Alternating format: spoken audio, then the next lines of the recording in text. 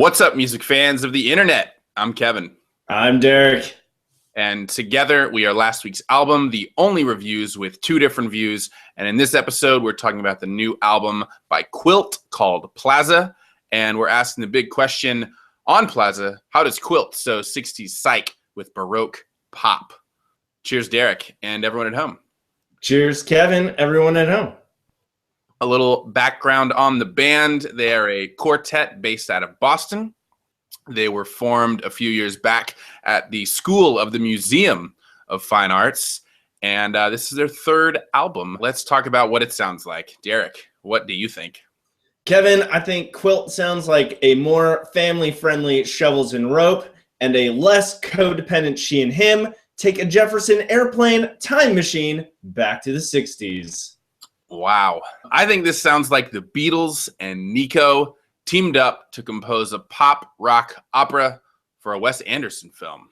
Yeah, I can definitely see this being a soundtrack to a Wes Anderson film. Yeah, so if you couldn't tell, there's a lot going on in this album. Let's talk about some of the better parts of it. What are the highlights that you enjoyed, Derek? Kevin, highlights track-wise for me was Roller, Eliot Street, and Hissing My Pleasure. Roller really had this grooving bass line, synths and electric guitar had good texture. And in a Wes Anderson movie, that's definitely kind of the happy, like building the plot line, things are moving along well. Eliot Street, I really liked it. It was kind of haunting further down in the album, so really the plot is thickening, if you will. And one lyric I really liked, "Oh, I can't sleep, I'm thinking all too much, always shaking hands and never showing up." And lastly, Hissing My Pleasure, that was just a funk-inspired jam I really enjoyed. I agree with 2 out of 3 of those tracks, actually. If you're going to take my analogy, I'm going to try and take yours. We'll go on a little airplane ride here. I thought Roller was a smooth pop anthem, that moment where you're lifting off. Eliot Street is sort of a flowing, dreamy mini symphony. It's like once you're up in the clouds, kind of soaking everything in, and there's a lot going on.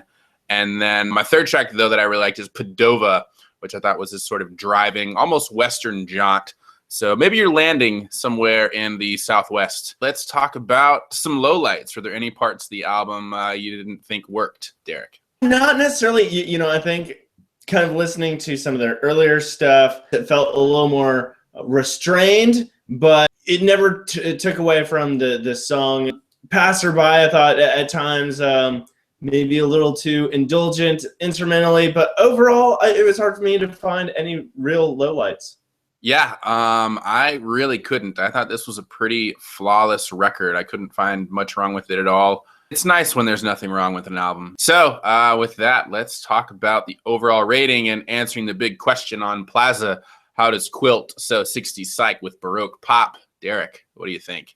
Kevin, to answer the big question, I think it's combining a lot of stringed instruments in different ways. In the beginning of Passerby, in the instrumental break, it sounds like a sitar or a guitar paired with orchestral strings. I thought that was a very unique texture.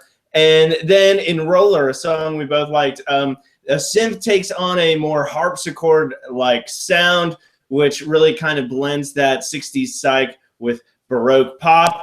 Overall, I really enjoyed this album. I think they really experimented with their sound. In some regards, it was more restrained, more rigid, but I think that allowed them to really refine these songs and really focus in on all the important parts. And it came together really fantastically. I really enjoyed it. So that's why I'm giving it an overall rating of 4 out of 5. Right on. We will agree for the most part. Yeah, there is a lot going on here. And to your point, they've definitely restrained themselves. But I think in a good way. It's just the right amount of different genres, different instruments, different voices. Sometimes when you throw everything in there in the kitchen sink, it's too much. And it can get annoying. And it's like, okay, you can do so much. But I think they did a really good job of holding back when they should. And it made the songs even, tighter and catchier for it. I also think the topics here keep it really interesting. They make you think, there's a lot of references to places and relationships. And from those, there seems to be this emerging theme of searching, which I thought was really interesting on the album. I think the complexity, but also the simplicity keeps you coming back and finding something new every time. But, not getting annoyed. It really stands up to repeat listens, which is kind of the ultimate test for an album. So I don't know if I answered the big question, but how do they do it? Masterfully, I would say. I'm going to give it a 5 out of 5.